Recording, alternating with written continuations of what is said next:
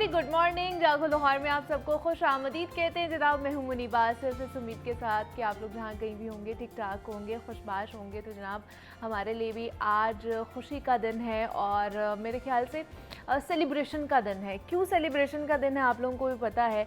आज प्रोग्राम का आगाज़ मैं किसी और चीज़ से नहीं करूँगी जनाब, आज सिर्फ इसी बात से करूँगी कि एक शानदार फ़तह के बारे में हम बात करेंगे जो हम लोगों ने हासिल की है। ये कल ही की बात है। पाकिस्तान ने 22 साल बाद ऑस्ट्रेलिया की सरज़मीन पर अपने जो जीत है वो अपने नाम की है। तो ज़रा सोचिए कि जनाब 22 साल बाद कैसी ज़बरदस्त कामयाबी हासिल की गई है।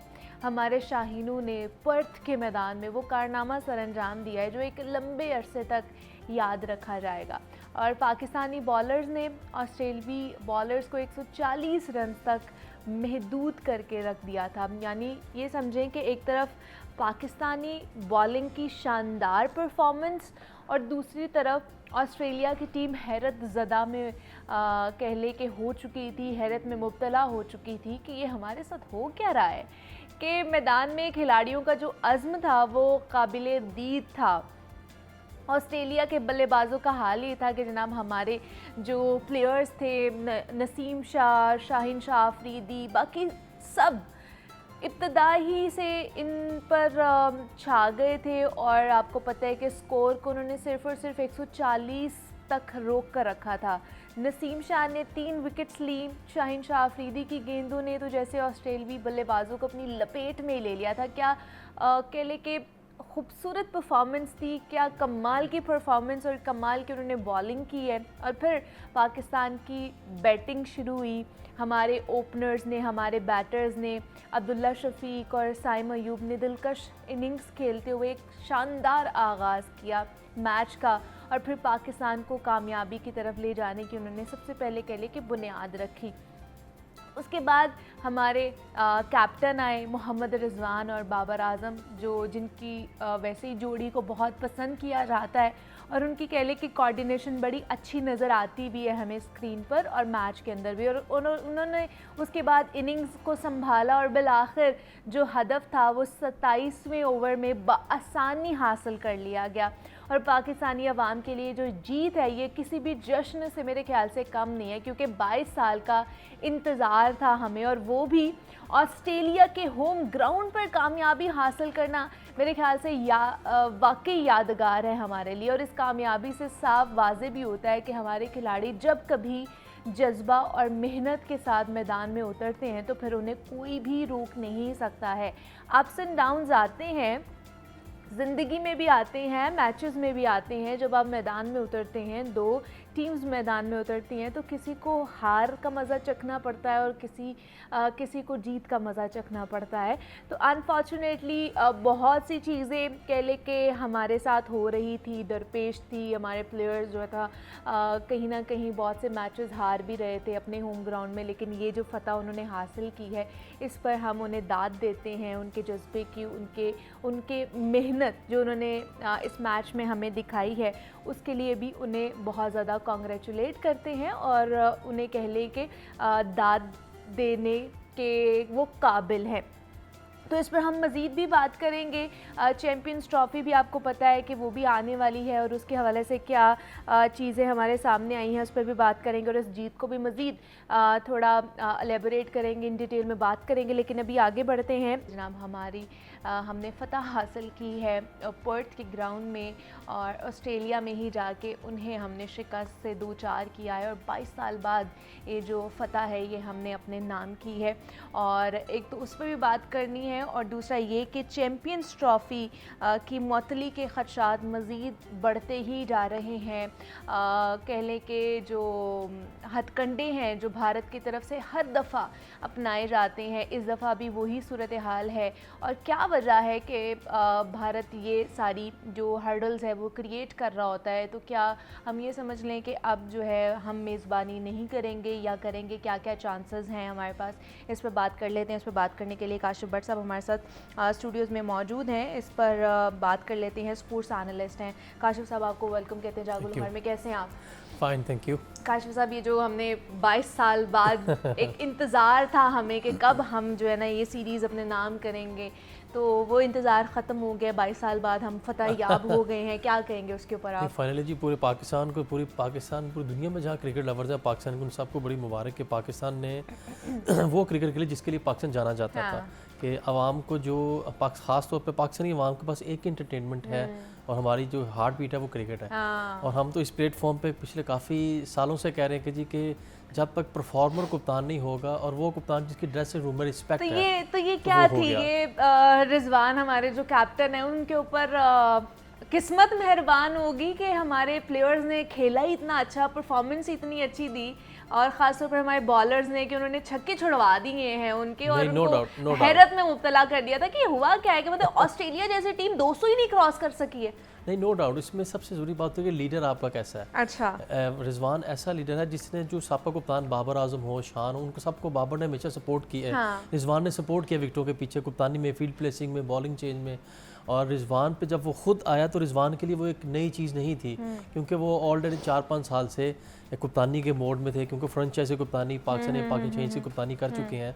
और रिजवान में जो जीता है ना, उसकी सबसे अच्छी चीज़ थी कि वो अपनी मर्जी नहीं कर रहा था, वो सजेशंस ले रहा था। अच्छा। और जो आपने फास्ट बॉलर्स की बात की है, फास्ट बॉलर में रिजवान, इसलिए रिजवान ने काम लिया उन्हीं बॉलर से जिनको 10 ओवर में 90 हो रहा था। Haris Rauf, wayward, Naseem Shah, out swing भी नहीं हो रहा, कंट्रोल ही नहीं हो रहा। वो इसलिए कि पहले उसने बॉलर की उसकी मर्जी की फील्ड दी है। ओके। वो साइकोलॉजिकली एक इम्पैक्ट आया था कि कप्तान ने मुझे मेरी फील्ड दे दी कि भाई क्या चाहिए। उसने कहा मुझे 2 स्लिप और एक बैकफुट पॉइंट चाहिए, मुझे मिड विकेट चाहिए, मुझे ये चाहिए। उसने पहले वो दिया, उसके बाद फिर अपनी मर्जी की। ये एक अच्छे कप्तान की, जिसको कंट्रोल और कमांड हो अपनी कप्तानी पे भी और अपनी टीम पे भी, किसको कैसे कहाँ से काम मैंने लेना है। तो ये रिजवान ने शो किया, जो 20 साल बाद पाकिस्तान को ऐसी कप्तानी नज़र आई है कि कप्तान परफॉर्मर भी है और उसको हर प्लेयर का पता है कि मैंने किससे डांट के काम लेना है, किससे प्यार से काम लेना है और किससे मैंने सियासी तरीके से काम लेना है।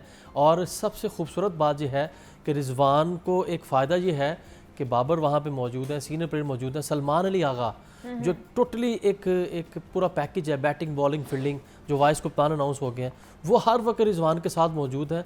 और रिजवान जहाँ कहीं फंसने लगते हैं तो सलमान उनके पास चले जाते हैं। अच्छा। तो ऐसा एक टीम वर्क नजर आ रहा है। सूरत हाल नहीं नजर आती थी आपको जब पहले हमारे जो कैप्टन, हम तो यहाँ पे कहते रहे, हमेशा कहते रहे और कहते रहेंगे कि जब तक पुत्र भतीजे पड़े हुए नेपोटिज्म आपके सामने अभी है पूरी टीम में, कोई मुझे बता दें कोई साबका प्लेयर का बेटा, भतीजा या कोई बांजा, जब कोई ऐसा नजर आ रहा तो टीम पाकिस्तान की नजर आ रही है ना, अपने घर की टीम तो नहीं ना नजर आ रही। तो रिजल्ट आपके सामने है कि ऑस्ट्रेलिया को उसके घर में हराना, शेर के मुंह से निवाला निकालने वाला हिसाब है, बहुत बड़ी, वो जो टीम 100%। और वो उसमें ऑस्ट्रेलिया जैसे पिच जहाँ पे पर्थ में आपके माथे से नीचे बॉल ही नहीं आता, दुनिया का फास्टेस्ट पिच है, और वहाँ पे आपने उनको 150 के ऊपर नहीं जाने दिया, ये बहुत बड़ी अचीवमेंट है। ये सारा क्रेडिट मैं कहूँगा रिजवान और उसकी क़यादत को और टीम वर्क कहूँगा कि बड़े अरसे के बाद नज़र आया। और उसके बाद रिजवान ने जो बैटर से बात की, अब्दुल्ला शफीक और साइम अयूब से, वो भी क्योंकि ये तो सामने टीवी पे नहीं आता ना, जो हमें इनसाइड पता लगती हैं कि रिजवान ने उनको यही कहा कि आउट से नहीं डरना। अच्छा। और वो हमेशा अपने शॉट रोकते थे। साइम अयूब के अंदर सईद अनवर की झलक नज़र आती है। अच्छा। जैसे सईद अनवर एक स्टाइलिश प्लेयर था, जब एक मॉडर्न क्रिकेट नहीं थी फिर भी वो पावर प्ले में, सर्कल में आउटस्टैंडिंग बैटिंग डिस्प्ले करते थे। साइम अयूब में वो चीज़ नज़र आ रही है, लेकिन 20-25 करके आउट हो जाता था, अपने शॉट रोकता था कि यार मुझे ये प्लान दे दिया कि हमने प्लान पे रहना। रिजवान ने उसको कहा कि गो एंजॉय योर गेम, और अब्दुल्ला कहा कि स्टे एंड एक एंड संभाल के रखना है।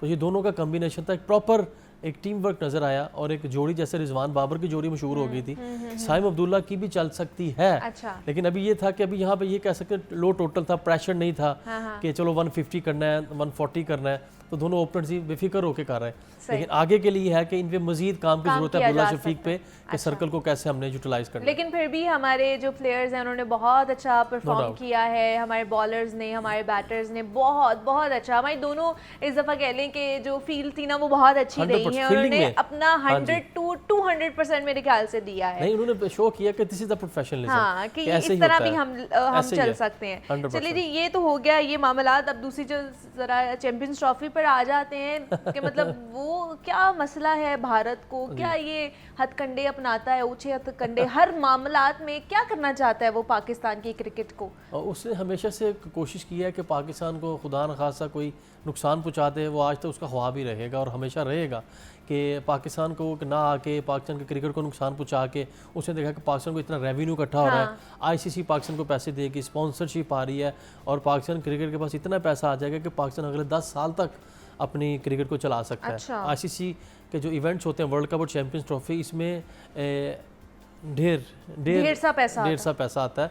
तो वो आ चुका है, आ रहा है और भारत को बस यही एक होता है कि ज़ारती कोर के लिए तीरानू जफे। मैं तो यही कहूँगा, अगर वो नहीं आना चाहते तो ना आए, ठीक है। हमारे गवर्नमेंट का पीसीबी दोनों first ever time in Pakistan की हिस्ट्री में हुआ है कि दोनों एक ही प्लेटफॉर्म पे हैं। हमारे पीसीबी चेयरमैन ने कहा और गवर्नमेंट ने वही कहा कि आना चाहते हो आए, उनकी मर्जी, लेकिन हम हाइब्रिड मॉडल पे नहीं जाएंगे जिस पे एशिया कप श्रीलंका में हुआ था। क्योंकि बड़े अरसे के बाद, बल्कि पहली दफा हुआ है कि पीसीबी चेयरमैन वो आया जिसके पास डिसीजन पावर है, जो एक डिसीजन लेने की और उस पर डटे रहने की हैसियत में है। वो उसको किसी और से पूछना नहीं पड़ता, मुझे हाई अप से पूछना पड़ेगा, मुझे pattern in chief prime minister से पूछना पड़ेगा। कि बाकी सारी टीम जो है वो पाकिस्तान आती है, वो मान भी गई है कि ठीक है चैंपियंस ट्रॉफी होनी चाहिए पाकिस्तान में, हम जाके खेलेंगे। भारत को क्या मसला है? इससे पहले भी हमने देखा कि वो श्रीलंका में फिर मामला हुआ, हाइब्रिड वहाँ पे चला गया, एशिया कप वहाँ चला गया। तो क्या इसमें अगर आईसीसी की बात की जाए तो उसका क्या इंपॉर्टेंट रोल होता है और क्या भारत के बगैर ये चैंपियंस ट्रॉफी हो सकती है कि नहीं हो सकती है? नहीं, क्यों नहीं हो सकती? क्योंकि भारत, क्योंकि आपको ये बताऊं कि इसलिए इसको हाइप मिल गई कि आईसीसी का जो चीफ है वो भी भारत का है। आईसीसी का चीफ भारत के होने की वजह से उनको जरा ज़्यादा मिल गई है कि जी के हमारा भी चीफ है, हम आईसीसी, पहले भी आईसीसी हमारे कहने पे चलती थी, जिसकी वजह से वो अपने वो ज़्यादा उनको हाइप मिल गई चीज़ को कि जी कि हम पाकिस्तान नहीं जाएंगे। और हमने पाकिस्तान को भी आगाह कर दिया और भारत ने आईसीसी को आगाह कर दिया, यानी कि भारत ने अपने आप को आगाह कर दिया। तो बड़ा बेहतरीन मौक़िफ़ है। वो अगर नहीं आते तो पाकिस्तान वर्ल्ड कप खेलने इंडिया नहीं जाएगी। अच्छा, मतलब ये हम अपना एक क्योंकि अगले साल पाकिस्तान ने वर्ल्ड कप खेलने इंडिया जाना है। तो बड़ा बेहतरीन बयान सामने 100% कह दीजिए कि वो आएंगे तो हम जाएंगे। तो काशिफ, जिस तरह आप कह रहे थे कि अगर वो नहीं आता तो हम ये एक स्टांस रख सकते हैं कि हम भी वर्ल्ड कप के लिए नहीं आएंगे 2026 में जो होएगा। तो ये हम रख सकते हैं स्टांस? क्यों नहीं, हमारा हक है कि अगर वो हमारे पाकिस्तान मेज़बान है और इतने सालों के बाद, नियरली 16 to 18 ईयर्स के बाद पाकिस्तान में कोई आईसीसी का इवेंट हो रहा है, बायलैटरल सीरीज हो चुकी है, फ्रेंडली सीरीज हो चुकी हुई है, पीएसएल बड़ा अच्छा हो रहा है और जितने हमारे ओवरसीज प्लेयर आते हैं वो खुश होकर वापस जाते हैं। तो उनको किस चीज़ की प्रॉब्लम है वो ये भी बताएं ना। उनको अगर प्रॉब्लम है कि नहीं आना चाहते, हेडलाइन दे दिए तो नीचे पूरा बताएं ना कि वजह क्या है। हमें पाकिस्तानी अवाम सुनना चाहती है अगर वो उनके मीडिया में इतना शोर मच रहा है। सीधी सी बात है। और बड़ा अच्छा एक जो उन्होंने किया है, उसके लिए खुशी चीज़ की है कि फर्स्ट एवर टाइम हुआ है कि पाकिस्तान क्रिकेट बोर्ड और हमारी गवर्नमेंट दोनों ने कह दिया है कि ठीक है जी, अगर नहीं आना चाहते ना आए और हम भी वर्ल्ड कप खेलने वहाँ नहीं जाएंगे। और अगर वर्ल्ड कप खेलने पाकिस्तान इंडिया नहीं जाता तो इंडिया की कमर टूट जाएगी। बिल्कुल मैं खुले अल्फाज में कहूँगा, पाकिस्तान इंडिया का मैच ही वर्ल्ड कप की जान है, दुनिया में देखा जाता है, पूरी वर्ल्ड कप की जान है। देखा तो जाएगा क्योंकि क्रिकेट है। पाकिस्तान ऑस्ट्रेलिया का मैच, पाकिस्तान इंडिया का मैच, पाकिस्तान इंग्लैंड का मैच, दुनिया इसका इंतजार करती है। लेकिन वर्ल्ड कप की बैकबोन होती है पाकिस्तान इंडिया का मैच। ब्रॉडकास्टर्स के लिए, स्पॉन्सर्स के लिए, दोनों क्रिकेट बोर्ड्स के लिए, आईसीसी के लिए। आईसीसी ऐसे करके बैठी होती टॉस से लेके एंड तक कि भाईजान यही मैच है। अगर पाकिस्तान नहीं जाएगा तो उनके नाखून वो काटना शुरू होगी इंडिया कि कहते देता है अब क्या करें, हाँ जी, अब करना की दरमियानी रास्ता ही नहीं है। पता है कि ये किसी के कहने पे उन्होंने कहा है। पहले तो वो आ रहे थे, 3 दिन पहले तक तो वो रेडी थे और उनके कप्तान रोहित शर्मा ने विलिंग किया कि जी क्या वो यार मतलब वो लव टू, उन्होंने कहा, उनके प्लेयर्स ने कहा। तो ये 2-3 दिन में क्या हो गया वो भी तो बताए ना, किसके कहने पे क्या हो रहा है, कहाँ हो रहा है, क्यों हो रहा है। तो वाई पाकिस्तान, वाई नॉट हमारे हमसाया मुल्क भी हैं, सबके साथ हमारे बॉर्डर्स लगते हैं, तो पाकिस्तान ही क्यों, इसका पूरा बताएं। और पाकिस्तान को चाहिए इस पे स्टैंड लें और कोई हाइब्रिड मॉडल नहीं होना चाहिए। पाकिस्तान में मैच होने चाहिए। अगर पाकिस्तान में मैच नहीं होंगे तो पाकिस्तान का जो यंगस्टर है वो कैसे ऊपर आएगा। अल्लाह करके हमने जान छुड़ाई है 92 वर्ल्ड कप के प्लेयरों से, 1990 के 1994 प्लेयर से जान छुड़ी है। अजहर अली आए हैं सिलेक्शन में, असद शफीक आए हैं, तो ये मुल्ला से जान छुड़ी है जिन्होंने एक दीमक की तरह चमड़े हुए थे। तो अगर ये नहीं, अगर यहाँ पे हो गया तो एक और हम बैकफुट पे चले जाएंगे।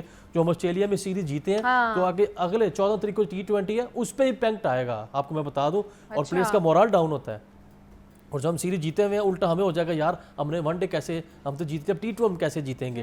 तो इसके लिए सारी चीज़ों को मद्देनजर रखते हैं कि प्लेयर्स का साइकोलॉजिकली बड़ा इफेक्ट आता है। They are professional, they are true professional, highly skilled people है, लेकिन कहीं ना कहीं आ जाता है कि यार हम वर्ल्ड कप ही खेलने जाएंगे यार, हम तो वर्ल्ड कप के लिए तैयारी कर रहे थे यार। हम चैंपियंस ट्रॉफी में देखें ना कितना दुनिया इंतजार कर रही है कि विराट कोहली बैटिंग कर रहे हो शाहीन शाह बॉल कर रहे हो और लाहौर का क्राउड हो, तो पूरी दुनिया में पता लग जाएगा जी कि पाकिस्तान ऐसे मेहमान नवाज है कि चाय की प्याली हम ड्रेसिंग रूम में बैठ के पी सकते हैं। वो हमने हमेशा दिखाया है कि हमारी मेहमान नवाजी किस तरह की है, हमने तो चाय पिलाई है आप लोगों को बिठा बिठा के। तो ये क्या कहते हैं आप? अच्छा, दूसरा फिर आईसीसी का वफ्द आना था पाकिस्तान, उसने करना था कि विजिट करना था, सारे मामलात को देखना था, वो भी ताखीर का शिकार हो गया। तो वो क्यों लेट कर रहे हैं? उनके ऊपर भी यही इम्पैक्ट आ रहा है फिर? नहीं, ये नहीं बात, क्योंकि दे प्रॉमिस्ड, आईसीसी प्रॉमिस के 100 दिन पहले वो अनाउंस कर देंगे each and everything, schedule, planning क्या हो रहा है, क्या होने जा रहा है, फिर उसका काउंटडाउन शुरू हो जाएगा, लाइक जो आईसीसी के इवेंट्स का होता है कि काउंटडाउन शुरू हो जाता है। और वो उन्होंने वो लेट कर दिया, शेड्यूल लेट कर दिया है। क्यों? कि इंडिया का ही जो बंदा है वो आईसीसी का चीफ है, तो इंडिया ने इंडिया से ही पूछना है। जैसे हमारे मोहसिन नकवी ने, वजीर दाखिला ने वजीरे अपने आप से, तो ये वो जंग भी चल रही है। तो इंडिया पहले ही डोमिनेंसी हमेशा आईसीसी में इंडिया की रही है पिछले पूरी एक दहाई में, और अब वो खुद आ गए हैं उस चीज़ पे। तो मेरे ख्याल से पाकिस्तान के पास एशियन क्रिकेट की इस वक्त सीट है, मोहसिन नकवी उसके बॉस हैं, तो एज ए एशियन और एज ए आईसीसी, इन दोनों एज ए पीसीबी चेयरमैन और एशियन क्रिकेट बॉस, इनको स्टैंड लेना चाहिए। और पूरी आवाम इनको देख रही है कि अब नहीं भाई, अब वो आते हैं तो 100 बिस्मिल्लाह, हम उनको ऐसी मेहमाननवाजी करेंगे जो उनके नए लौंडे हैं, नए उनके बच्चे हैं, जैसे वो अर्शिफ पटेल वगैरह, जिन्होंने पैदा होने से पहले पाकिस्तान इंडिया के मैचों अपने माता पिता से सुना होगा कि पाकिस्तान इंडिया का मैच ऐसा होता है, तो वो भी आना चाहेंगे, तो उनको आने दें, लेट देम। तो मेरे ख्याल से पूरी दुनिया जो है नजर इस वक्त पीसीबी पे है, गवर्नमेंट पाकिस्तान पे है कि भाईजान अपने स्टैंड पर रहें। अच्छा। और मजा तब आएगा कि ऐसे ही रहें कि भाई असि नहीं जानते, जो करना कर लो, उनको यहाँ आए, ऐसी बात कर ले, रोज आए रोज चले जाए।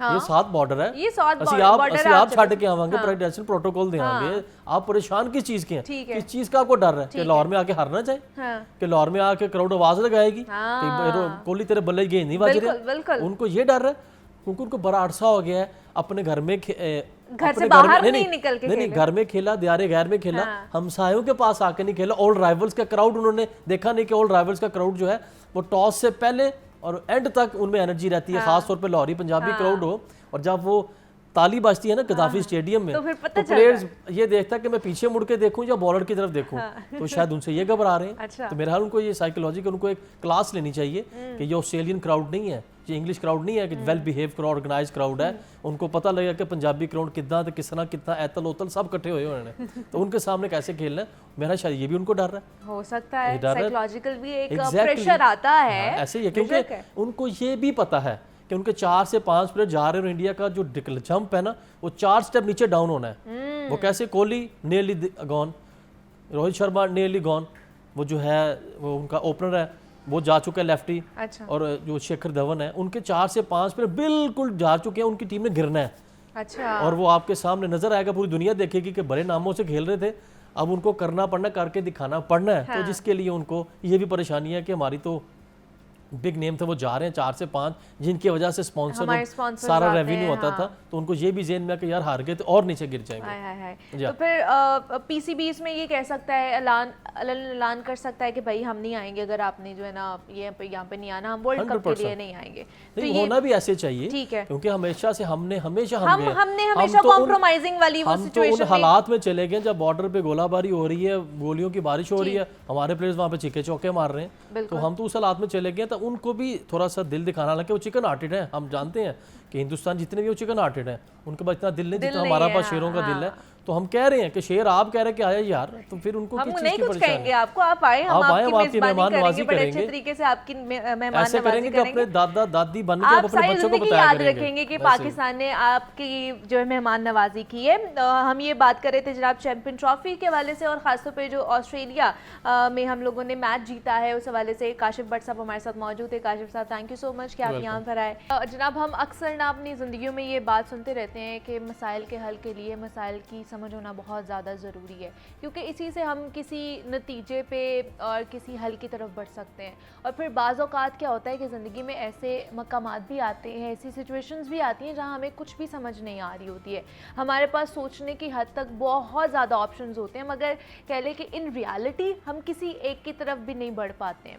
ऐसे कंफ्यूज्ड हालात में फ़ैसला करना बहुत मुश्किल हो जाता है, क्योंकि हमें यही नहीं पता होता कि हम हकीकत में क्या चाहते हैं, और ये कैसे मालूम किया जा सकता है हम क्या चाहते हैं और क्या करना हमारे लिए बेहतर साबित हो सकता है। इन सब के लिए हमें अपनी ज़ात को समझना चाहिए, जिसे आम अल्फाज में सेल्फ़ अवेयरनेस कहा जाता है, जिसको ख़ुद शनासी भी कहा जाता है। ख़ुद को पहचान लेना, ख़ुद को दरियाफ्त कर लेना और ख़ुद को हकीकी मायनों में जान जाना।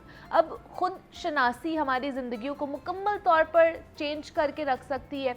बाज़ औक़ात हमें कोई मुश्किल टास्क मिलता है ना, तो हम सोचते हैं कि इसे कैसे मुकम्मल किया जा सके। मैं अकेला तो नहीं कर सकता, लेकिन टास्क देने वाले को अक्सर आपकी सलाहियतों का अंदाज़ा होता है, और वो यही वजह है कि वो 3 लोगों का काम आप अकेले को दे देते हैं। और फिर जब आप ये ठान लेते हैं कि जनाब मैंने ही करना है, और फिर कर भी गुजरते हैं, तो इसी सूरत हाल को यकीनी नामुमकिन को मुमकिन बनाने का हुनर जो है ना, वो सेल्फ़ अवेयरनेस की बदौलत ही आता है। तो इसमें कौन कौन सी ऐसे इम्पॉर्टेंट फैक्टर्स हैं जिनके ऊपर हम काम करके सेल्फ़ अवेयर्ड हो सकते हैं, अपने आप को पहचान सकते हैं, और जब आप अपने आप को पहचान जाते हैं तो उसका इम्पैक्ट आपकी ज़िंदगी में क्या आता है, इस पर हमने बात करनी है। इस पर बात करने के लिए हमारे साथ मेरी परवेज़ मौजूद हैं, clinical psychologist and corporate trainer हैं। मेरी आपको वेलकम कहते हैं जागो लाहौर में। कैसी हैं आप? ठीक है, मैं बिल्कुल ठीक हूँ, आप कैसी हैं? मैं भी बिल्कुल ठीक ठाक। मेरी सेल्फ़ अवेयरनेस, बहुत से लोग हैं वो अपने आप को नहीं जान पाते हैं। उन्हें लगता है कि अच्छा कोई और अगर हमें बता दे हमारे बारे में, वो हमारे लिए बेहतर हो सकता है। हमें अपने बारे में कैसे पता चलेगा वाकई हम क्या अपने बारे में नहीं जान सकते, या कोई और हमें अच्छे तरीके से बता सकता है? खूबसूरत टॉपिक है ये, और वो इस वजह से क्योंकि जब भी हम किसी भी साइकोलॉजिकल प्रॉब्लम के बारे में बात करते हैं, सोशल इश्यूज़ के बारे में बात करते हैं, तो हम पहले पूछते हैं ऐसा क्यों हुआ, और ऐसा क्यों या क्यों का जो जवाब है वो आपको सेल्फ अवेयरनेस से मिलता है। जब तक आपकी सोसाइटी अवेयर नहीं है, जब तक आप अपने आप के बारे में अवेयर नहीं है, तब तक आपको ये नहीं पता चलेगा मुझे जो पसंद है वो क्यों पसंद है, मुझे जो नापसंद है वो क्यों नापसंद है। ये एक जिसे कहते हैं ना द वर्ड तजस्सुस, क्यूरियोसिटी, जब तक वो आपके अंदर नहीं होगी तब तक आपको ये आप मोटिवेटेड ही नहीं होंगे शायद कि आपको ये पता चल सके कि आप अपने बारे में क्या नहीं जानते हैं। इट्स वेरी इजी कि मैं अगर यहाँ पे बैठूँ, मैं आपको कहूँ, आप मुझसे पूछे कि मेरे बारे में 5 बातें बताओ, और मैं आपके बारे में कोई 5 सी बातें बता दूँ, और फिर जब आप मुझसे कहें मेरी अब अपने बारे में 5 बातें बताओ, तो मैं शायद सोचूंगी कि मैं क्या बताऊँ। एग्जैक्टली। तो हमने एक छोटी सी गेम है और हम जल्दी से उसको खेल लेते हैं। हम बचपन में you know when you are learning alphabets, तो आपको क्या कहते हैं, A for apple, B for ball, right? तो अब अगर मैं कहूँ कि आप अपने बारे में क्या जानना चाहती हैं और उसके मुताबिक मुझे बताएं, A for what do you want to know about yourself. Let's start with me. अच्छा। ए फॉर एस्पिरेशंस, मैं क्या बनना चाहती हूँ। अच्छा। बी फॉर बिहेवियर्स, मेरा जो भी बिहेवियर है वो ऐसा बिहेवियर क्यों है। सी फॉर चाइल्डहुड, मेरा बचपन कैसा गुजरा है जिसकी वजह से शायद आज मैं ऐसी हूँ जैसी मैं हूँ।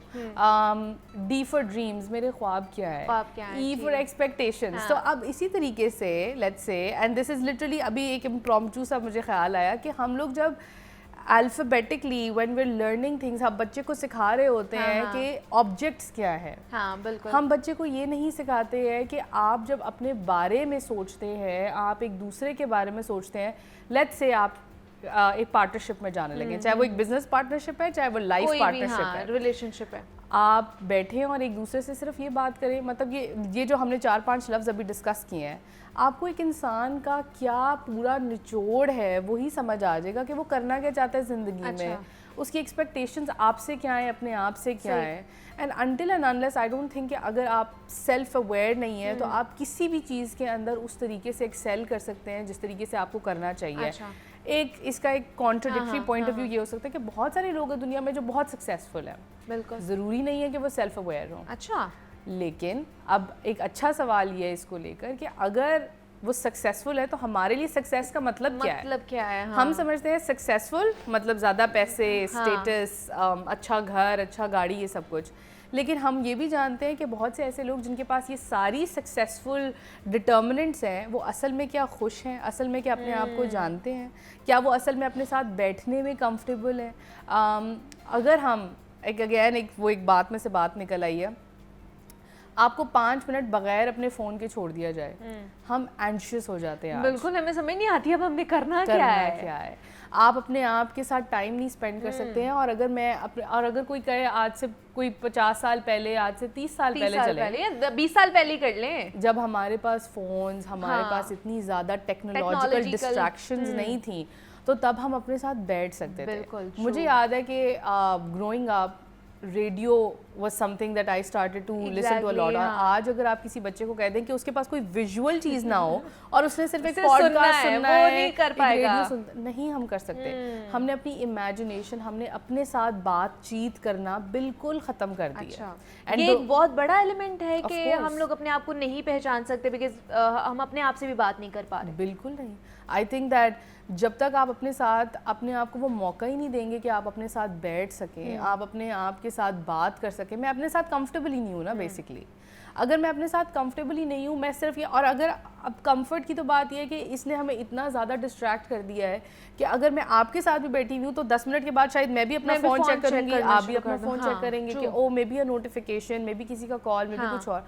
तो हम इतना ज़्यादा एक डिसकम्फर्ट, एक डिसकनेक्शन है अपने साथ, दैट उसकी वजह से सेल्फ अवेयरनेस बहुत ज़्यादा इम्पैक्टेड है। हम इसको कह सकते हैं कि इसमें मी टाइम जो है ना बहुत इंपॉर्टेंट है, लेकिन हम मी टाइम को भी रिलेट कर लेते हैं कि हम लोग अपना फ़ोन देख रहे होते हैं, कोई मूवी देख ली, कोई ऐसी चीज़ कर ली और हम उसको as a me time consider कर रहे होते हैं। तो मी टाइम एक्चुअली में है क्या? सिर्फ अपने आप के साथ रहना है या बाकी जो आपकी हॉबीज़ हैं आप वो भी उसको इंक्लूड कर सकते हैं? थोड़ा सा पागलपन लग सकता है ना किसी को कि अगर हम ये सोचें कि मैं कहूँ कि यार आप 1 घंटा बैठ के अपने साथ बात करें, और वो कहे हम अपने साथ क्या बात करें, ये तो पागलों वाली बात है, ये तो साइकोलॉजिस्ट होते हैं उल्टी पुल्टी बातें करते हैं, और हम इनके साथ एक सेशन में भी जाएंगे तो वो हमसे हमारे बारे में कुछ इंटरव्यू करेंगे, कोई सवाल होंगे। लोग ये समझते नहीं है कि जब तक आई डोंट गो बैक, मैं पीछे ना जाकर अपने आप से वो सवाल ना करूं। किसी एक दोस्त ने एक इंटरेस्टिंग बात की, उसने कहा कि मैरी अगर आपका कोई ट्रॉमा है तो अगर आप उसको ना कुरे दें तो शायद वो अच्छा है। अगर आपके साथ ज़िंदगी में कोई हादसा हुआ है तो आप उसको भूल जाएं, आप आगे बढ़ें, आप आगे बढ़ें।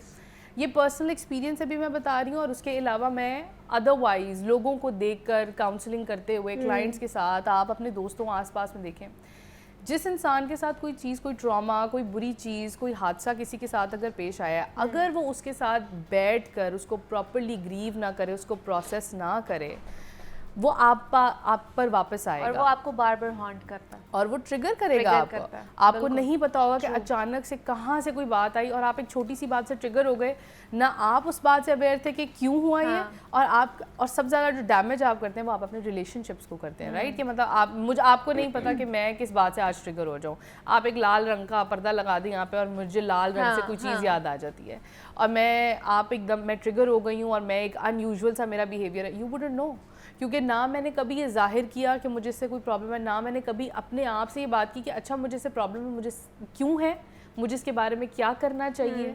तो ये कुछ अच्छे सवाल है जो शायद आपको, you need to sit down with your self and ask these questions, play this game with you, write these alphabets, लिखें ABC दोबारा, लिखें दोबारा से कि अच्छा मेरी क्या है एस्पिरेशंस, मेरा ये जो बिहेवियर है, मैं जब नज़र झुका कर चलती हूँ तो मैं क्यों नज़र झुका कर चलती हूँ, क्या मेरे में सेल्फ कॉन्फिडेंस की कमी है या फिर मुझे कल्चरली ये सिखाया गया कि बेटा लड़की आंख झुका कर चलती है। अच्छा, अब अगर दूसरी बात भी है तो क्या मैं इस चीज़ से एग्री करती हूँ या नहीं करती हूँ। हम अपने आप से वो बातें ही नहीं करें जिससे मेरा ओपिनियन क्या है, मेरा अपना दिमाग मुझे क्या कहता है, मेरा एक्सपीरियंस मुझे क्या सिखाता है, I have no awareness of it. तो मेरा ख्याल है चाहे वो एक खातून हो, चाहे वो एक मर्द हो, चाहे वो एक बच्चा हो, आप जिस भी उम्र के जिस भी फेज़ में हैं, आपको अपने आप से सही सवाल, अच्छे सवाल करें, बैठें अपने साथ, लोगों से जब आप बात करें रादर देन स्मॉल टॉक्स। और सुनाओ और क्या चल रहा है, अच्छा 10 मिनट गुजर गए और सुनाओ ये करने के बजाय may be ask good questions के यार। मेरे एक दोस्त की रिसेंटली उनके अब्बू की डेथ हुई एंड वी वर मीटिंग, हम काफ़ी अरसे के बाद मिल रहे थे, रैंडम सवाल चल रहे हैं, बातें शातें चल रही हैं और लोग कोशिश करते हैं कि हम अच्छा यार इग्नोर, कोई बात नहीं है, अवॉइड करो, याद ना दिलाओ, ऐसे ना करो, ये ना करो। तो मैंने उनसे पूछा कि आप कैसे ग्रीव कर रहे हैं, आप कैसे अफसोस कर रहे हैं, आप you just lost your dad, तो आप क्या कर रहे हैं। तो वो एक 15 मिनट की पूरी कॉन्वर्सेशन बन गई जिसमें उन्होंने एग्जैक्टली मिनट बाय मिनट बताया कि कैसे अब्बू की डेथ कैसे हुई, क्या हुआ, हमने क्या किया, मैंने क्या फ़ील किया। और आप वो फील कर सकते हैं कि एक बंदा जो इतना कंट्रोल्ड होता है ना अपने दुख को लेकर, कि आपकी बॉडी लैंग्वेज एक बड़ी रिजिड हुई होती है, तो वो ऑटोमेटिकली आपको नजर आ रहा होता है कि वो मेल्ट डाउन होना शुरू कर देते हैं। तो आई थिंक दैट आप जब एक अच्छी कॉन्वर्सेशन करते हैं, आप दिस इज ऑल्सो अवेयरनेस, आप सोशली तो आप जो कर रहे हैं वो कर ही रहे हैं, but at the same time आप उनसे इमोशनली एम्पथाइज करें, आप उनके पाँव में खड़े होकर देख रहे हैं, जूते में खड़े होकर देख रहे हैं कि यार अगर मेरे साथ ये हुआ होता तो मैं कैसा फील कर पाता। And this is also form of awareness जो कि शायद जो डुअल हो जाती है लेकिन ज़रूरी है। अच्छा, दूसरा जैसे आपने कहा कि खुद से सवाल करने की जो आदत है वो नहीं है, हमारे में बचपन में ही नहीं होती है, हमें स्नब कर दिया जाता है। जब भी हम कोई ऐसे सवाल करते हैं, पेरेंट्स कर देते हैं, कोई और बड़ा कर देता है कि नहीं नहीं ऐसे सवाल नहीं करते हैं, या ये नहीं पूछना वो नहीं करना, वहीं पे कहीं ना कहीं हमारी हैबिट डेवलप हो जाती है कि अच्छा कुछ भी नहीं पूछना है। कुछ बच्चे होते हैं जो बहुत ज़्यादा कह ले कि इंटरेक्ट भी करते हैं, सवाल भी करते हैं, क्यूरियस होते हैं। अब जिनको बचपन में ये स्नब कर दिया जाता है, उनको उनसे बात नहीं की जाती है, तो वो कहीं ना कहीं उनके अंदर वो चीज़ रह जाती है, तो वो कैसे डेवलप कर सकते हैं? I think $1 million question again, क्योंकि पेरेंटिंग जो है वो सबसे बड़ा रोल प्ले करती है आपकी अवेयरनेस होने ना होने में। बहुत कम लोग इस तरह के होते हैं जो कि अपनी खुद ग्रूमिंग कर सकें इस तरह की, अपनी उनकी इमोशनल मैच्योरिटी इस फॉर्म की हो कि वो अपने साथ, हम कहते हैं कई दफ़ा हम एक्सट्रोवर्ट इंट्रोवर्ट की थोड़ी बात कर लेना, अगर कि एक्सट्रोवर्ट जो है वो हर वक्त बातें कर रहा है, लोगों के साथ इन्वॉल्व है, इंट्रोवर्ट जो है वो खामोश होकर बैठा हुआ है। इंट्रोवर्ट्स यूजुअली, और मैं ये जनरलाइज नहीं करी कि हर इंट्रोवर्ट अपने आप को बहुत जानता है, लेकिन इंट्रोवर्ट्स ज़्यादातर जो है जो अपने साथ टाइम ज़्यादा स्पेंड करते हैं, आप देखेंगे कि उनकी पर्सनालिटी में एक तहम्मुल भी होता है, क्योंकि वो अपने बारे में वो कुछ ज़्यादा जानते हैं जो शायद हमें नहीं पता था। क्योंकि जो एक्सट्रोवर्ट है वो जनरली, और क्योंकि एक सेलिब्रेटेड पर्सनैलिटी है कि हमें पसंद आते हैं एक्सट्रोवर्टेड लोग, बड़ा बबली, बड़ा खुश मिजाज और ये वो, तो हम कहते हैं कि जी जो एक्सट्रोवर्ट बंदा है ना वो हमेशा दूसरे के पर्सपेक्टिव से देखता है, मैं इसको कैसे खुश कर दूँ, मैं इसको कैसे प्लीज़ कर दूँ। अब पेरेंटिंग की जहाँ तक बात है कि ये जहाँ से बात स्टार्ट हो रही है, आई थिंक पेरेंट्स के लिए बहुत बहुत ज़्यादा ज़रूरी है कि आपका बच्चा जब आपसे सवाल करे कि फॉर एग्ज़ाम्पल हम कहते हैं कि 3 साल का जब बच्चा होता है ना, तो वो अपनी बॉडी को 100% एक्सप्लोर करना शुरू कर देता है। वो अपनी हर चीज़ को टच करता है और वो सोचता है कि ये क्या है, इससे क्या होता है। और वो सिर्फ ये नहीं है कि आपने बताया कि आंखों से देखते हैं और मुंह से बोलते हैं और कान से सुनते हैं, वो अपनी बॉडी की हर चीज़ को एक्सप्लोर कर रहा होता है। और वो एक टाइम होता है जब माँ बाप अपने बच्चों को बताते हैं यहाँ टच मत करो, हाँ, यहाँ किसी को देखो तो ऐसे। हमने ये नहीं उसको बताया कि क्यों नहीं, हम उसको ये बता रहे हैं कि क्या नहीं करना। और ये मतलब पेरेंटिंग के अंदर आई थिंक मॉडर्न जो आपका लिटरेचर है वो आपको यही बताता है कि ना करना, इनकार करना, बच्चे को रोकना किसी सवाल से, ये उसकी इमेजिनेशन, उसकी क्यूरियोसिटी के लिए एक पॉइजन है। क्योंकि जब मैंने उसको मना कर दिया, नो नो नो करते रहे, आपके तीसरे नो के बाद वो बच्चा शायद ऑटोमेटिकली उसको ये होगा कि ये शायद कोई गलत चीज़ है, मुझे सवाल नहीं करना क्योंकि सवाल इज़ नॉट अप्रिशिएटेड, उसको उसके ऊपर कोई तारीफ नहीं मिलती। जब मैं चुप करके बैठ जाऊँ, सवाल ना करूँ तो अम्मी खुश है, लेकिन अगर मैं सवाल कर लूँगा या कर लूँगी तो तब अम्मी मुझे डांट रही है, वो अनॉय हो रही है। अब इसके अंदर एक डुअल एक और चीज़ आ जाती है कि देखें कि पेरेंट्स जो है जब वो खुद भी अपने बारे में अवेयर नहीं है, तो तभी तो वो बच्चे के लिए भी वो ये सोचता ही नहीं कि उसके लिए इम्पोर्टेंट है ये चीज़। तो वो किस तरह आगे डिलीवर कर पाएंगे या ट्रांसफ़र कर पाएंगे। तो फिर चले पेरेंट्स तो ये हैं, तो फिर हम किसी और से एक्सपेक्ट कर सकते हैं, कोई और भी ऐसे पिलर्स हैं जो इस चीज़ को बहुत अच्छे तरीके से लेकर चल सकते हैं। फॉर एग्जांपल हमारे जो इंस्टीट्यूट्स हैं, हमारे एजुकेशनल प्लेटफॉर्म्स हैं, स्कूल बच्चे जाते हैं, उसके बाद कॉलेजेस जाते हैं, यूनिवर्सिटी, इवन दो कि मेरे ख्याल से वहाँ तक ये चीज़ें भी नहीं पहुँची हुई हैं। अच्छा, अब इसका बात करते करते मुझे एक पर्सपेक्टिव सिर्फ ये लगा कि देखें, जब आप स्कूल जाते हैं, मेरी एक टीचर है और उसके 20 स्टूडेंट्स हैं मिसाल के तौर पे, उसका एक स्टैंडर्ड सा एक बिहेवियर होगा सबके साथ। हो सकता है थोड़ा बहुत, चलो ये बच्चा ज़्यादा एक्सट्रोवर्टेड है तो टीचर की ज़्यादा अटेंशन मिल गई। जो एक पेरेंट है वो एक 1-on-1 अटेंशन देने की ज़्यादा सलाहियत रखता है। पेरेंट्स की आज मेरा ख्याल है लास्ट हम एक डेकेड से अगर देख लें तो अब उन्होंने क्या किया, सब कुछ अपने इंस्टीट्यूट्स पे डाल दिया। हाँ। वो कहते हैं जी टीचर्स, आप बच्चा हमने छोड़ दिया, हाँ जी, हम पे कर रहे हैं, आप उनको देखें, आप उनको ट्रेन करें जैसे भी आप चाहते हैं, हम नहीं ट्यूशन्स करेंगे, हम नहीं उनको खुद पढ़ाएंगे, आप खुद कर दें। और teachers on the other hand वो बार बार, अच्छा उन्होंने बहुत ज़्यादा, जब शुरू में ये पूरा ट्रेंड निकला तो उन्होंने ये रिस्पॉन्सिबिलिटी ली भी, स्कूल ने पूरी रिस्पॉन्स, हम आर्ट भी करवाएंगे, हम गाना भी सिखाएंगे, हम ABC भी सिखा देंगे, हम लैंग्वेज भी, डिबेटिंग, सारा कुछ कर देंगे, और आप पेरेंट की रिस्पॉन्सिबिलिटी, क्योंकि पेरेंट रिस्पॉन्सिबिलिटी लेना नहीं चाहता। लेकिन आई थिंक कि ये एक ऐसी चीज़ है जो कि स्टार्ट पेरेंटिंग से होती है, क्योंकि अब अगर मैं किसी भी क्लाइंट के साथ बैठूं और अगर हम चाइल्डहुड की जब बात करना स्टार्ट करते हैं तो वो ये नहीं बताता सबसे पहले कि मेरी टीचर ने मुझे क्या कहा था, वो पहले ये बताता है कि अच्छा मेरे पेरेंट्स का बिहेवियर मेरे साथ कैसा था, अगली बात ये होती है उनका रिलेशनशिप आपस में एक दूसरे के साथ कैसा था, उनका एक दूसरे के साथ रिलेशनशिप, मेरा दादा दादी का, मतलब आपका जो घर है वो आपकी प्राइमरी सोशलाइजेशन है। जब आप अपने घर, जिस जगह आप पैदा हो रहे हैं, जिस पानी में आप जो है ना, जैसे कहते हैं ना एडजस्ट कर रहे हैं, उस पानी से आप जब चेंज करके कहीं पे भी जाएंगे वो पानी हमेशा फॉरेन ही रहेगा। एग्जैक्टली हाँ, तो इसलिए पहले घर में ये चीज़ें जो है ना ये करनी चाहिए। ख़ासतौर पर जो पेरेंट्स हैं, पेरेंट्स बन जाते हैं, पेरेंटिंग नहीं आती है। ये मामला जो है ना इनको जानना बहुत ज़्यादा ज़रूरी है कि आपने एक तो सेल्फ अवेयर किस तरह होना है, और दूसरा कि अगर आपके ऊपर कोई कह ले कि वाउच करने वाला है जिस तरह पेरेंट्स हैं, तो वो किस तरह इस चीज़ को इन्हांस कर सकते हैं आपके अंदर की चीज़ को, कि आप किस तरह सेल्फ अवेयर रहें। हमारे साथ मेरी परवेज़ मौजूद थी। मेरी थैंक यू सो मच कि आप यहाँ पर आई, बड़ा अच्छा लगा, और ये टॉपिक भी बड़ा अच्छा था जिसके ऊपर हमने मेरी से बात की है। यहाँ पे एक छोटी सी ब्रेक लेते हैं, मिलते हैं इस ब्रेक के बाद।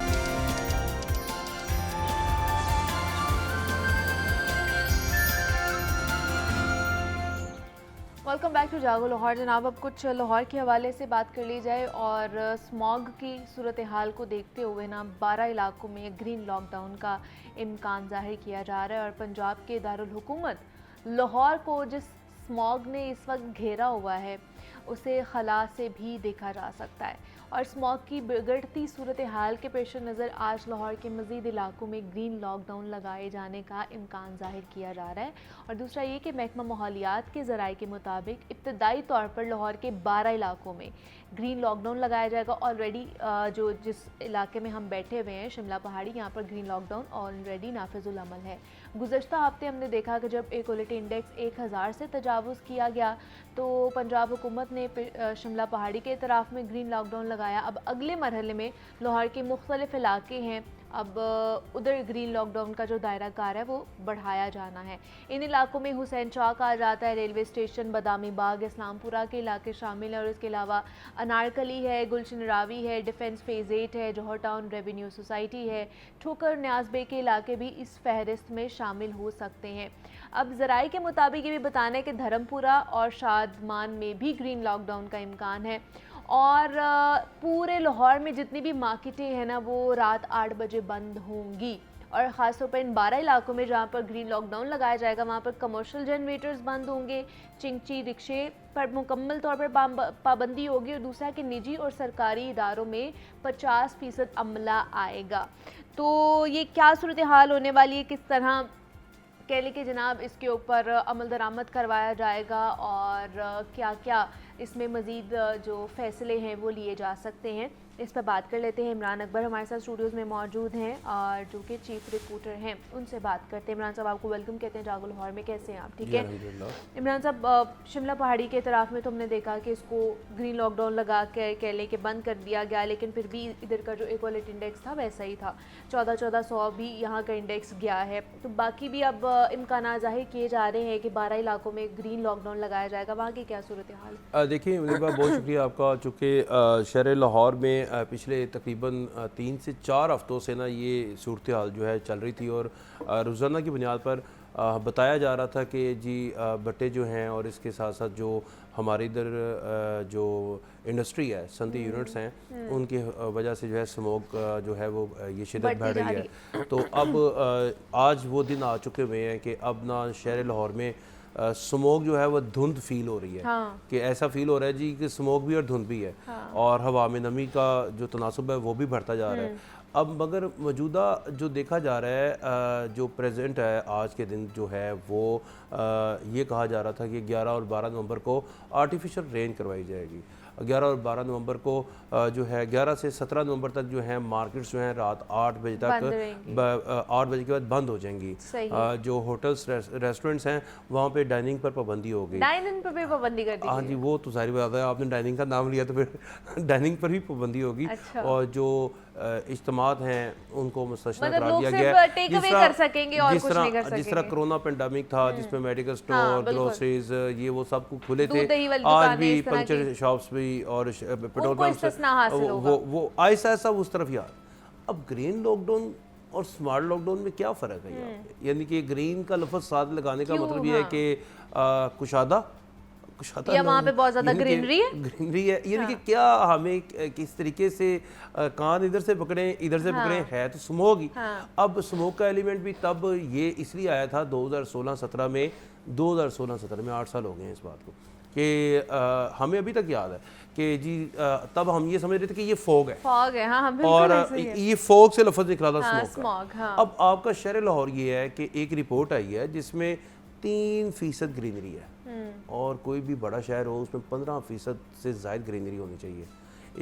एक रिपोर्ट में ये भी बताया गया कि लाहौर जिन बन चुका है, यानी कि लाहौर कंक्रीट हो चुका है, टोटल कंक्रीट है इस वक्त। यानी कि जो सोसाइटीज़ हैं, आप कभी बेदिया पर जाएं तो बेदिया में फार्म हाउसेस की लाइंस लगी हुई हैं। अब वहाँ पे कोई आप जैसे आपने डाइनिंग का जिक्र किया तो एक आधा कॉफ़ी पिए, शाम को आपको हर ग्रीन नंबर वाली गाड़ी वहाँ पे गुजरती नजर आएगी।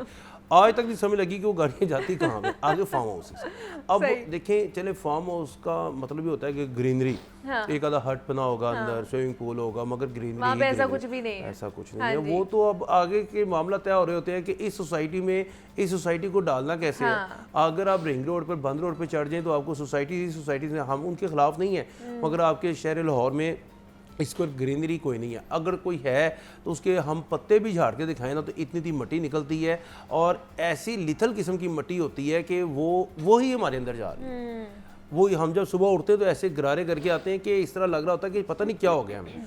अब मौजूदा सूरत हाल में आपकी मार्केट जो है वो आज से 17 नवंबर तक जो हैं वो 8 बजे के बाद बंद होंगी। अब बंद होंगी। अब जैसे जैसे सर्दी आ रही है वैसे वैसे शहरियों का रात को निकलने का जो है वो टूर्स जो होते हैं, विजिट जो होते हैं, शॉर्ट विजिट जो होते हैं, बच्चों को लेकर जाना बाहर होता है, वो सारे जो हैं वो ख़त्म होंगे। मगर दादी अम्मा के घर जाना बंद ही होगा।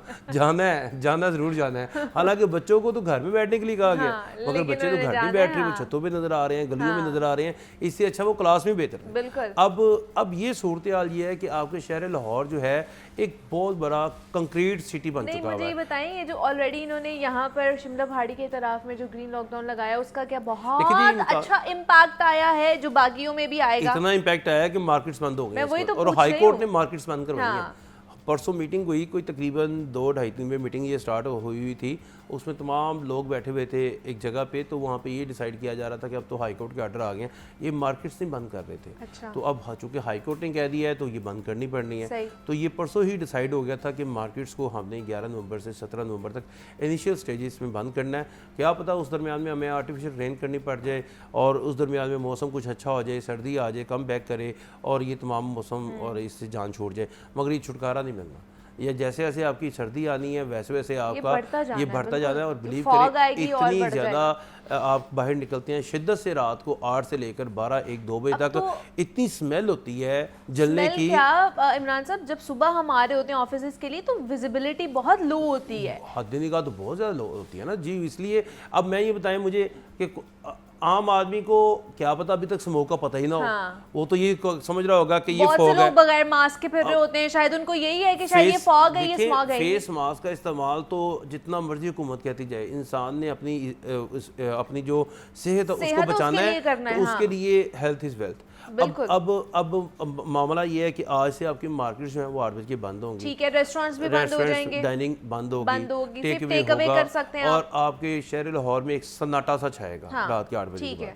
अब ये देखना है कि रात को इंतजामिया क्या करती है। तो अभी तक क्योंकि बारबेक्यू शॉप्स पर भी इन्होंने पाबंदी पहले की लगाई हुई है, तो वो उसके खिलाफ कितनी कार्रवाई हुई है? एसओपी दे दी है कि आप अपना इमिशन कंट्रोल करें, धुआं कंट्रोल करें, वहाँ पे पंखा लगाएं, वहाँ पे ये करें। एसओपी अगर ऑर्डर सारे देखें ना आप, उसमें बाकायदा लिखा हुआ है बारबेक्यू शॉप पे आपने धुआं नहीं उड़ने देना, इसके लिए आप इमिशन कंट्रोल सिस्टम लगाएं, आप यहाँ पर कोई छोटा पंखा लगाएं जिससे।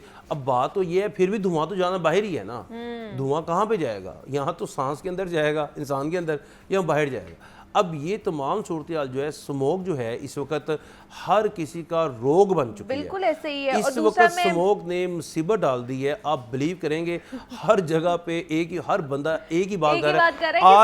आज ही मैं वहां से गुजरा, इतनी स्मोक थी। अच्छा, हर बंदा यही घर आकर बात कर रहा है। हम ये कह रहे हैं ना कि बहुत ज्यादा स्मॉग है। मैं कुछ फैक्ट्स एंड फिगर है जो आपके साथ शेयर करना चाहती हूँ कि नासा के मुताबिक उसने कहा है कि लाहौर में तो ये अभी शुरुआत है, अभी बदतरीन आलूदगी के दिन अभी आने हैं।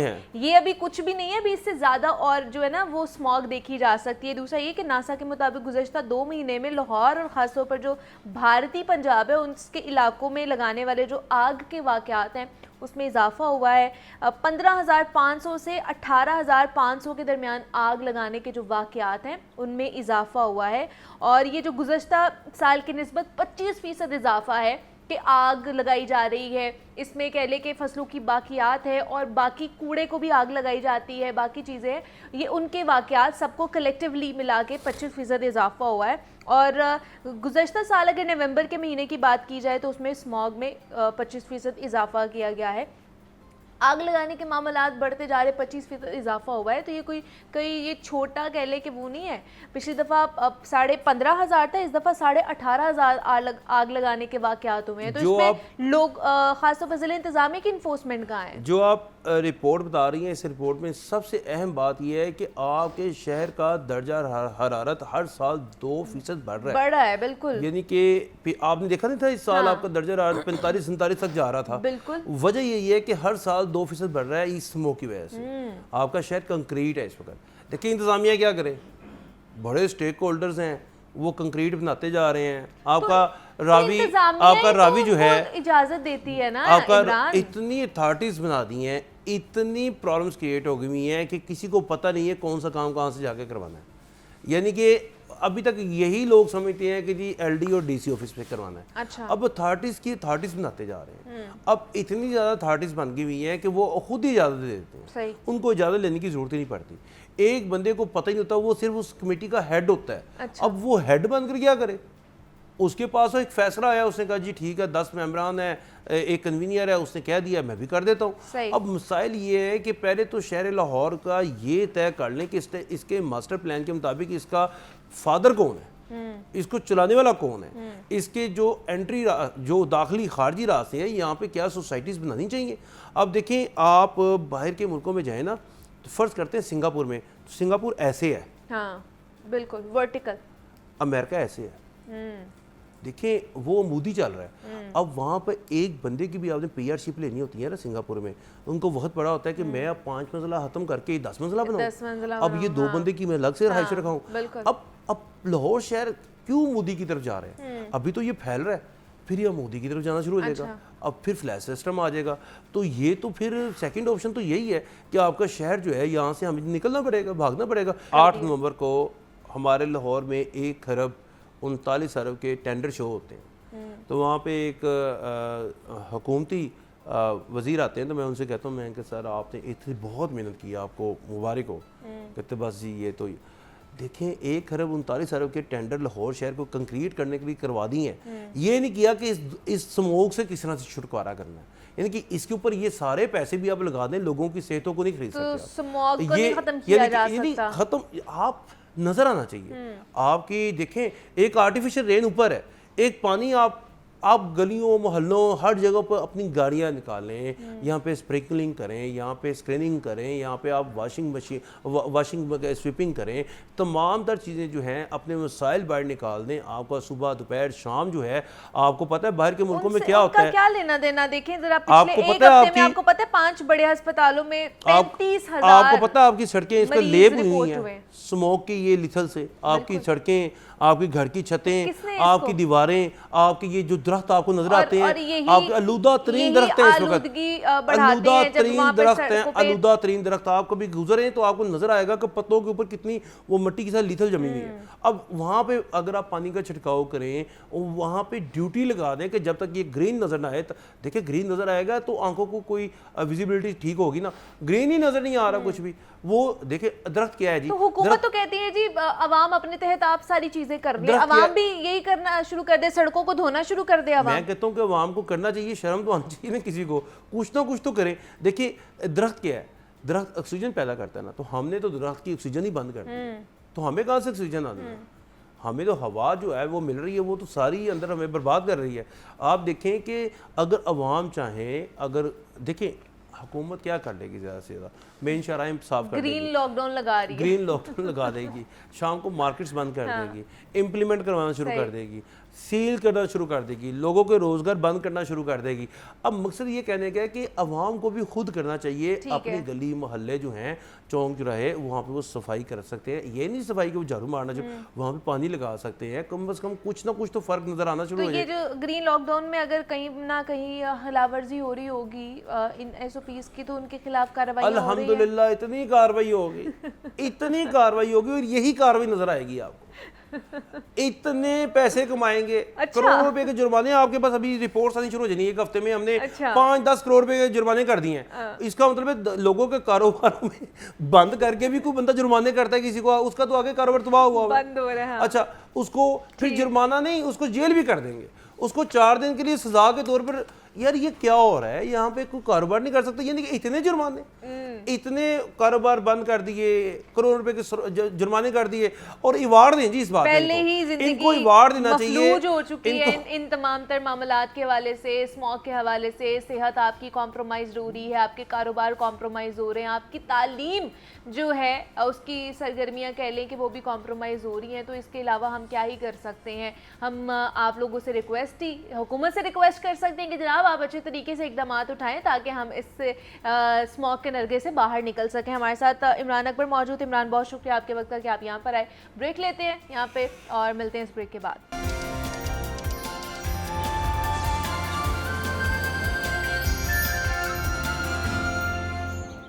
वेलकम बैक टू जागो लाहौर। जनाब, मज़ीद भी लाहौर के हवाले से ही बात करनी है, स्मॉग की सूरत हाल पर ही बात करनी है कि इस वक्त की क्या सूरत हाल है, स्मॉग की एयर क्वालिटी इंडेक्स कहाँ तक पहुँचा है, और ये जो ग्रीन लॉकडाउन लगाने का फ़ैसला किया गया है, मज़ीद कुछ इलाकों को इसमें शामिल किया जाएगा, इम्कानात ज़ाहिर किए जा रहे हैं और शायद आज से उसके ऊपर इम्प्लीमेंटेशन भी स्टार्ट हो जाएगी।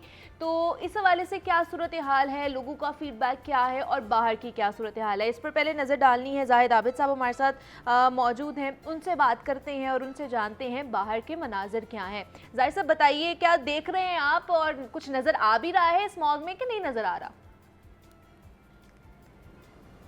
जी मुनीबा, बिल्कुल इस वक्त धुआंधार स्मोग का सिलसिला बदस्तूर जारी है, जो कि गुज़श्ता चंद हफ्ते से देखा जा रहा था। उसमें किसी हद तक कमी होती है, किसी हद तक फिर शिद्दत आ जाती है, तो आज भी यही सूरत हाल है। और इसी शिद्दत की वजह से रात गए मोटरवेज़ बंद कर दी गई थी, क्योंकि हद निगाह इंतहाई कम हो गई थी।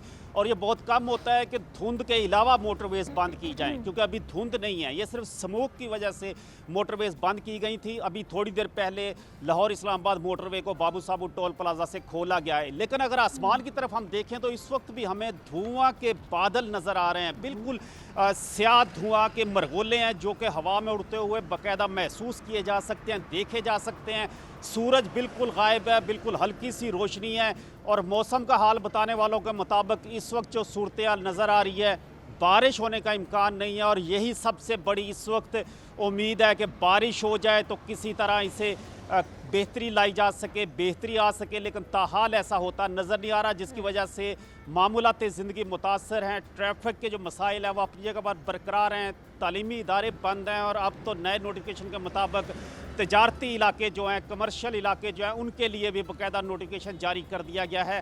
ताहम मजमूई तौर पर स्मोग बदस्तूर मौजूद है, और इसका वाहिद हल यही है कि मास्क पहन लिया जाए, आंखों को ढांप लिया जाए, बार बार पानी पीते रहें, तो अब स्मोग से बचे रहेंगे। वरना अगर इससे मुकाबला करने की कोशिश करेंगे तो फिर सेहत को नुकसान पहुंचा सकते हैं। और इस वक्त भी मोटरवे पर ट्रैफिक रवानदवा है। जीटी रोड पर हैवी ट्रैफिक का दाखिला भी शेड्यूल के मुताबिक कर दिया गया है और बज़ाहिर लगता है ऐसा ही है कि आज थोड़ी सी हवा तेज़ चल रही थी, लेकिन इसके बावजूद स्मोक की सूरत हाल जूं की तूं बरकरार है। जी बिल्कुल ऐसे ही है जनाब। अब 500 से तजावज़ कर चुका है आज का एयर क्वालिटी इंडेक्स। और क्या सूरत हाल थी, ख़ास तौर पर ये फ़ज़ाई आलूदगी की वजह से जितनी भी विजिबिलिटी थी वो ज़ीरो हो जाती है सुबह के औकात में भी, और ख़ास तौर पर रात के वक्त, जिसकी वजह से मोटरवेज़ को बंद कर दिया जाता है। और उसकी क्या सूरत हाल थी उस हवाले से जाहिद आबिद साहब हमारे साथ मौजूद थे और जो हमें अपडेट करते। जाहिद साहब बहुत शुक्रिया आपके वक्त का। अभी आगे बढ़ते, जिस तरह हम गाड़ियों के हवाले से बात कर रहे थे, तो दुनिया भर में देखा जाता है कि गाड़ियों की फ़िटनेस का टेस्ट कई अशरों से बाकायदगी से किया जाता है, और जिससे ना सिर्फ हादसात में कमी होती है बल्कि आलूदगी पर भी काबू पाने में एक मदद मिलती है। अब लाहौर में भी heavy inspection and certificate system के नाम से गाड़ियों की चेकिंग का इदारा मौजूद है, ताहम ये इतना फ़ाल ना है और इससे इस्तेफ़ादा भी किया जा रहा है। नतीजे के तौर पर क्या है कि स्मॉग बेकाबू हो चुकी है। अब सूबाई दारुल हुकूमत लाहौर की फ़ज़ा में आलूदगी का बुनियादी अंसर गाड़ियों से निकलने वाला धुआं बताया जाता है, जिसका कह लें कि हिस्सा बहुत ज़्यादा है। अब पब्लिक ट्रांसपोर्ट और कमर्शियल ट्रांसपोर्ट समेत प्राइवेट व्हीकल्स का धुआं भी फ़ज़ा का हिस्सा बन रहा है, जिसकी वजह से लाहौर का एयर क्वालिटी इंडेक्स दिन ब दिन बढ़ता जा रहा है। रिपोर्ट्स के मुताबिक अगर आपको बताऊं तो गाड़ियों से निकलने वाला जो स्मॉग है या धुआं है वो 83% है। और महकमा ट्रांसपोर्ट पंजाब के कानून के मुताबिक हर कमर्शियल ट्रांसपोर्ट और पब्लिक ट्रांसपोर्ट के लिए फ़िटनेस सर्टिफिकेट लेना लाजिम है, लेकिन इदारा बेहतर अंदाज में ही काम नहीं कर रहा, जिसकी वजह से हज़ारों गाड़ियां बगैर फ़िटनेस सर्टिफिकेट हमें सड़कों पर चलती हुई नज़र आ रही हैं। इस पर बात करेंगे। ज़ैनुल आबिदीन हमारे साथ स्टूडियोज़ में मौजूद हैं। ज़ैन, आपको वेलकम कहते हैं जागो लाहौर में।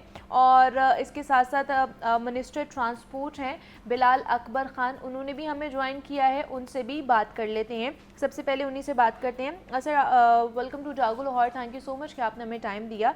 क्या सूरत हाल है और ख़ास तौर पर ट्रांसपोर्ट के हवाले से पाबंदी लगाई जा रही है, गाड़ियों को पकड़ा भी जा रहा है, उनके ऊपर मुकदमात भी दर्ज किए जा रहे हैं, उन्हें बंद भी किया जा रहा है, लेकिन फिर भी ये स्मॉग में कमी वाकई क्यों नहीं हो रही है? बिकॉज़ अगर देखा जाए तो ट्रांसपोर्ट का सबसे ज़्यादा शेयर है जो उसमें से धुआं निकल रहा है इस स्मॉग के एलिमेंट में। जी थैंक यू सो मच, आपने मुझे लाइन पे लिया ताकि मैं अपना मौक़िफ़ बयान कर सकूं। बाकी ये गाड़ियों का धुआं जो एक बहुत बड़ा एक मेजर फैक्टर है इस स्मॉग के अंदर, लेकिन इसमें अगर कहा जाए कि ट्रांसपोर्ट का महकमा काम नहीं कर रहा तो वो दुरुस्त नहीं है। देखिए, हमारे पास जो फैसिलिटीज मौजूद हैं हम उसके अंदर रहते हुए जितना को मैक्सिमम कर सकते हैं हम कर रहे हैं। अभी हमने पिछले 5 से 6 महीने के अंदर कम से कम हमने 5 से 6 लाख गाड़ियां चेक की हैं, जिसके अंदर हमें जुर्माने भी किए हैं, पाउंडिंग भी की है, गाड़ियों को हमने रूट परमिट भी कैंसिल किए हैं। और वो विक्स के अंदर जाके गाड़ियां चेक होती हैं जहाँ पर उनकी मिशन भी चेक होती हैं, ब्रेकिंग, बाकी सारे मामले भी चेक होते हैं। हाँ, ये बात आपकी दुरुस्त है कि विक्स का जो सेटअप है वो चूंकि बड़ा लिमिटेड है, शायद उसकी वजह से लोगों को, हैवी व्हीकल्स वालों को, कमर्शियल व्हीकल्स वालों को थोड़ा इंतजार करना पड़ता है, वहाँ पर उनका थोड़ा टाइम वेस्ट होता है। तो उसके लिए हमने अभी लाहौर के अंदर तो कम से कम 3 विक स्टेशन और नए बन रहे हैं हमारे, बाकी शहरों के अंदर भी हमने विक स्टेशन ऐड कर रहे हैं। इसमें एक बहुत मेजर फैक्टर है। देखिए, बड़ी गाड़ियों को तो रूट परमिट इशू होने से पहले उनका हमें फिटनेस सर्टिफिकेट चाहिए होता है, और वो अगर नहीं होता तो हम गाड़ी को बंद करते हैं। प्लस हमने 2 महीने पहले से जो गाड़ियां काला धुआं देने वाली गाड़ियां थी उनको हमने लाहौर में एंट्री उनकी काफी अच्छे से बंद की और बड़ी हैवी फाइनिंग कर रहे हो, बड़ा मीडिया उसको कवर भी करता रहा और हमें बड़ा अप्रिशिएट भी करता रहा उसके अंदर। मेन इशू ये है कि अभी लाहौर के अंदर तकरीबन 5 मिलियन मोटरसाइकिल है, 3 मिलियन और गाड़ी है। अच्छा। और तकरीबन 3.5-4 लाख आपके चिंगसी और रिक्शाज हैं जी, जिनकी कोई सर्टिफिकेशन नहीं है। अच्छा। ये पहली दफा ऐसा हुआ है कि हमने अभी मोटर व्हीकल्स रूल्स के अंदर हमने अमेंडमेंट करके 2 माह पहले हमने ये कंपल्सरी किया है कि जितनी भी अब हमारी जो दूसरी गाड़ियां भी होंगी कमर्शियल व्हीकल्स के अलावा जो आम लोगों के इस्तेमाल गाड़ियां भी थी उसकी भी हम फिटनेस सर्टिफिकेट इशू करेंगे। और उसके लिए चूंकि हमने एक और सेटअप बनाया था कि हम ये नहीं चाह रहे थे कि गवर्नमेंट दोबारा इस काम में, क्योंकि गवर्नमेंट की लिमिटेशन होती है, हम इतने ज्यादा सेंटर्स नहीं बना सकते जहाँ ये करोड़ों की तादाद में गाड़ियों को फिटनेस सर्टिफिकेट हम इशू करें। तो हमने वर्कशॉप्स का एक सेटअप बनाया है जिसके अंदर लोगों ने हमें 30-40 लाहौर के लिए हमें एप्लीकेशन रिसीव हुई है। प्राइवेट लोग इसकी सर्टिफिकेशन करेंगे, उनको सेट टूल्स हम देंगे, जो उनकी मशीनरी वगैरह की सर्टिफिकेशन हम देंगे। इशू यहाँ पे ये आता है कि हमने अभी अवेयरनेस कैंपेन भी शुरू की हुई है पिछले 3-4 महीने से। ग्रीन ऐप भी बन चुकी हुई है, जिसके अंदर हमने सिटीजन से भी रिक्वेस्ट की है कि अगर आपको कोई धुआं छोड़ती हुई गाड़ी नजर आए, कहीं पर क्रॉप बर्निंग नजर आए, या इस तरह कोई और मसला नजर आए, कूड़े को आग लगी नजर आए, बिल्कुल ऐसा ही है। हम भी इस चीज़ को अप्रिशिएट करते हैं। हैं कि महकमा ट्रांसपोर्ट कम वसाइल होने के बावजूद भी बहुत अच्छा काम कर रही है। हम अप्रिशिएट करते हैं आपके इस चीज़ को, लेकिन फिर भी जो ट्रांसपोर्ट का एक मैकेनिज़्म है ना सर, उसको बेहतर होना चाहिए। फॉर एग्जांपल अगर देखें, गाड़ियों की तादाद तभी हम कम कर सकते हैं जब हमारा जो पब्लिक ट्रांसपोर्ट का मैकेनिज़्म है वो ठीक होगा।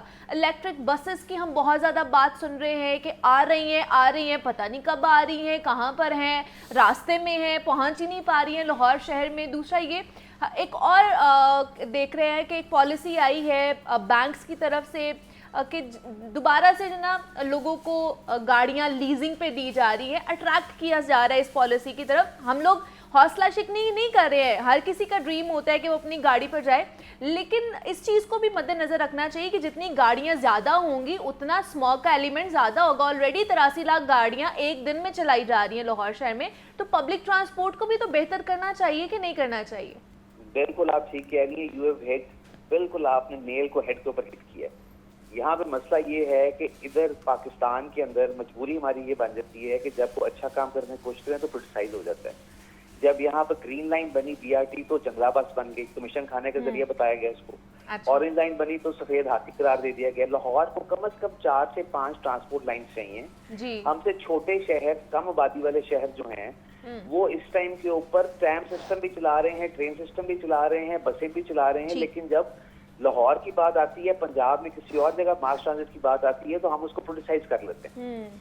बात यह है कि लाहौर के अंदर कम से कम हमें 1800 से 2000 बस चाहिए, जो कि अभी 268 बसेस चल रही हैं। तो बिल्कुल आपने ठीक कहा, जब तक एंड टू एंड कनेक्टिविटी नहीं होगी लोग अपनी गाड़ियां छोड़ के कभी पब्लिक ट्रांसपोर्ट के ऊपर नहीं आएंगे। बिल्कुल ये but this was the first time Punjab history के अंदर जब हमें 42 बिलियन का हमें बजट लॉट हुआ ट्रांसपोर्ट डिपार्टमेंट को अच्छा टू इंपोर्ट 680 बसेस, और उनके हमने डिसाइड किया कि हमने हाइब्रिड या डीजल बस नहीं लेनी, हमने इलेक्ट्रिक बसेस लेनी है। उसके हमारे PC1 जमा हो चुके हुए हैं।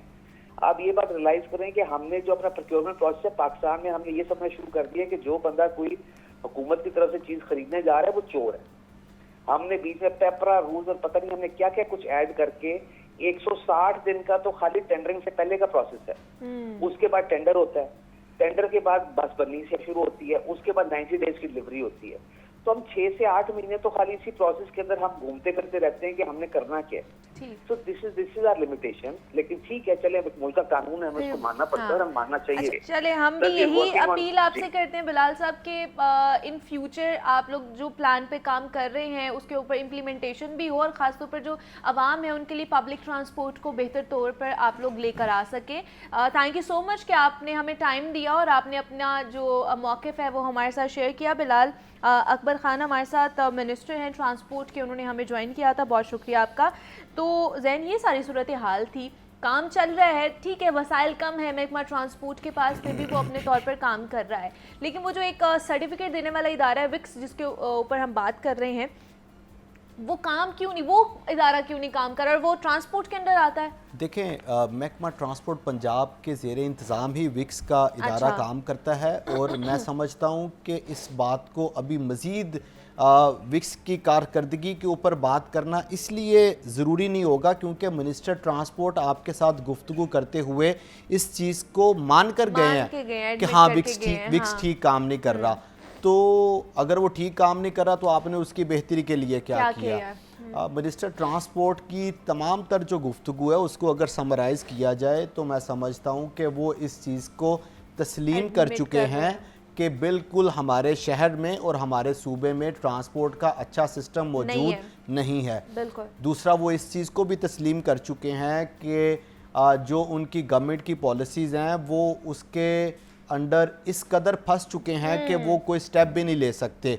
तो अगर आप स्टेप नहीं ले सकते, अगर आप इदारे की कारकर्दगी बेहतर नहीं कर सकते, तो फिर तो ये जो शहर के बासी इस वक्त आपको वोट दे के उन्होंने वाहनों में बिठाया और उसके बाद ये स्मोक से सफ़र कर रहे हैं, ये ठीक सफ़र कर रहे हैं, फिर तो उनको रिव्यू करना लेकिन वो चाहिए कह था। रहे हैं जी अगली मैं यहाँ पे कोई कानून के खिलाफ कोई मामलात कर लूंगा, पॉलिसी कर लूंगा, तो अगली कोई हुकूमत आएगी तो वो मुझे जेल में डाल देगी, ये मामलात भी हो सकते देखिए हैं। उनके भी जो तहफ़्फ़ुज़ात हैं मुनीबा वो किसी हद तक ठीक हैं, क्योंकि अगर आप 2013 से 2018 और 2018 से 2022 तक का टर्न्योर देखें तो हुआ तो इसी तरह यही है कि जितनी भी अपोजिशन पकड़ थी दकड़, उसको एक हुकूमत आती है दूसरे को पकड़ती है, दूसरी हुकूमत आती है तो पिछले को पकड़ लेती है। और उस जो अपोजिशन है उसको दीवार के साथ नहीं लगाया गया बल्कि दीवार में चुन चुनवा दिया गया। हाँ, इस कदर हुआ तो उनके तहफ़्फ़ुज़ात अपनी जगह पर ठीक हैं, लेकिन अगर आप पब्लिक के लिए कुछ अच्छा करके जाएंगे तो मैं जो नजर भी आएगा। हाँ, मैं बतौर रिपोर्टर बिलाल अकबर खान साहब को जो वो फरमा रहे थे कि आप मेरे पीछे नहीं आएंगे, मैं उनको इस चीज़ की